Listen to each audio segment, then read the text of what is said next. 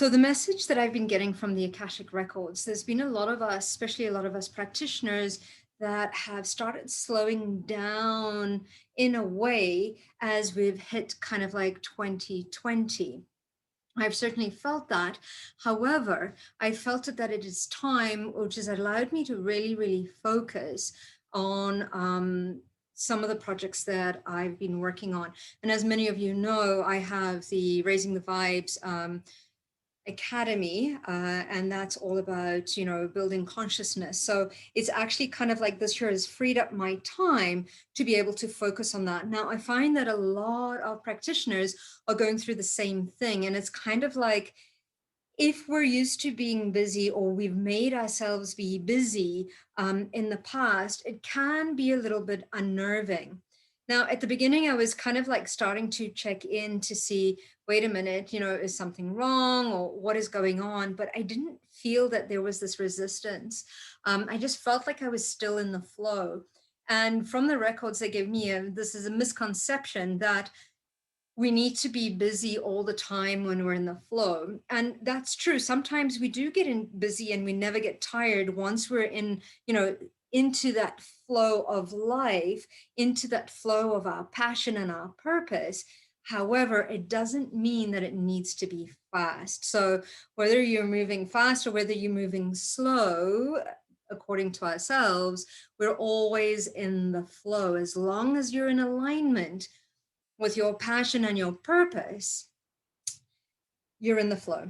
And sometimes we need to slow down in order to speed up, or slow down, as the message says, you know, in order to step forward into the way that things are coming into alignment with you moving forward in a different way. So the other messages that I've been getting from the Akashic Records is that all of us practitioners, or whether you work in corporate or whether you know, work with energy, it is really starting to put your money where your mouth is and starting to kind of like really show up. And that is a message for all of us, because sometimes we, you know, chicken out, or sometimes things change, but we're really getting asked to put our money where our mouth is, and to use the tools that we teach and the tools that we've been given to be able to kind of like, you know, be agile to what life is throwing at us, right? For those of you that are practitioners, especially now that we aren't, you know, things aren't completely open, give yourselves a session, right? You've got the tools. So use your own modalities with yourself, right? And I am no different. I got hit on the head and was like, once a week, you need to do a session for yourself as if you would do for anybody else. That's part of self-care. We're really getting called to drop in and really, really look at what is self-care. And it's not only, oh, I'm just going to chill out. No, what is self-care in what we're putting into our bodies? What is self-care that we're putting into our minds? You know, what is self-care, you know, that we're listening to constantly? Self-care when we're meeting with friends. You know, it's self-care incorporates all of our senses, it incorporates all of who we are.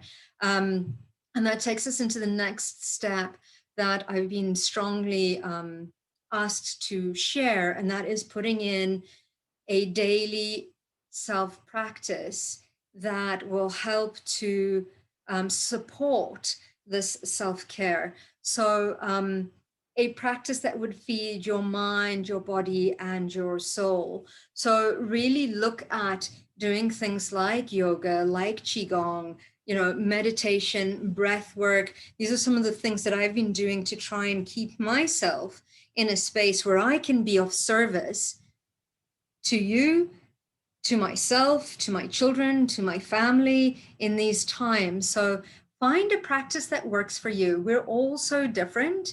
So find something that works. In the morning, last thing before you go to sleep, we're really starting to get into that into that flow of being healthy on a physical, mental, and emotional aspect, and really looking at what we need.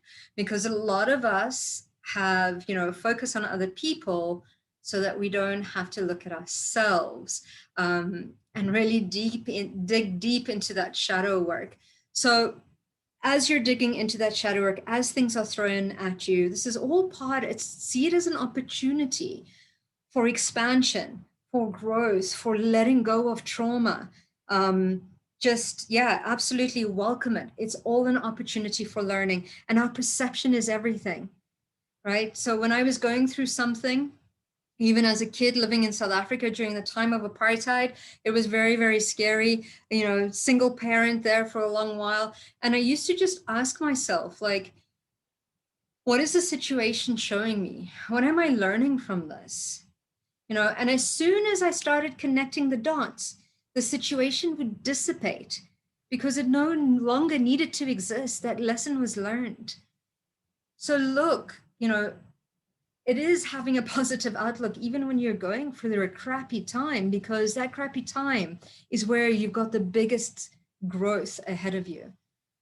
So reach out to community. You're not alone. We might feel very alone, but join communities that, have the same interests as you. We're all in this together. We're all one. We might be very separate, but we're all one. And like, oh, they're asking me to explain. I'm going to give you an example. Okay. And I'm going to do what Tony Robbins does. He says, explain it to me in bread. So if you think of a loaf of bread that is all sliced up, all slices are individual, but all of them make up one loaf of bread. And that's what we are. We're all one loaf of bread, but individual slices of different sizes, and sometimes different shapes, because not one is exactly the same as the other. So that is one way of looking at, we're personally responsible for who we are, but yet we're all part of a collective. So you're not alone. Reach out to friends, reach out to community, join communities that are, there's a lot of them that are free. I've got this Akashic Activation Hub. It's a safe space to ask questions, right? I have another group that creates kind of like a community of spiritual development that we meet at least once a week. So find a community that resonates with you. Find your tribe, okay? So yeah, building a solid foundation this year, refining your business, simplifying your life is huge. Slowing down in order to speed up and adjust to the opportunities that are coming through. This means you're still in the flow as long as you're in alignment with your passion and your purpose. And then start putting your practices into practice. Absolutely. And then create a daily kind of routine that sets you up for the day and then sets you up to sleep at night, because sleep is so important as well. So this is some of the messages that I've been getting over the last few days, and I hope it's helpful to somebody. And there we go. Let me know in the comments what you think. Have a great rest of your weekend and happy Valentine's Day tomorrow.